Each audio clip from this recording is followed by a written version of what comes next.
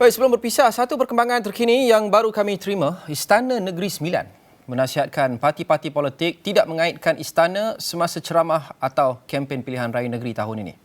Menerusi kenyataan sebentar tadi, Pengelola Bijaya Diraja Istana Negeri Sembilan menegaskan bahawa institusi diraja sentiasa menjunjung prinsip berkecuali dan tidak terlibat dengan mana-mana parti atau kegiatan politik. Katanya institusi raja merupakan payung perpaduan rakyat yang berperanan memelihara keharmonian, kestabilan dan kesejahteraan negara. Beliau menjelaskan institusi diraja sentiasa menjunjung prinsip berkecuali, tidak berpihak kepada sesiapa.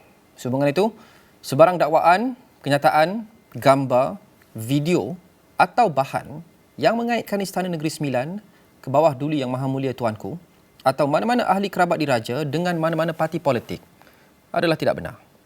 Istana Negeri Sembilan menasihatkan semua calon parti politik yang bertanding dalam pilihan raya negeri tahun ini untuk mengelakkan daripada memainkan isu berkaitan 3R, iaitu kaum, agama dan institusi diraja, serta sentiasa berkempen secara berhemah, beretika dan mematuhi undang-undang demi memelihara keharmonian negeri. Seperti biasa, anda boleh baca dengan lebih lanjut di laman web kami astroawani.com, juga laporan anda boleh tonton dengan lebih lanjut dalam bulletin-bulletin kami yang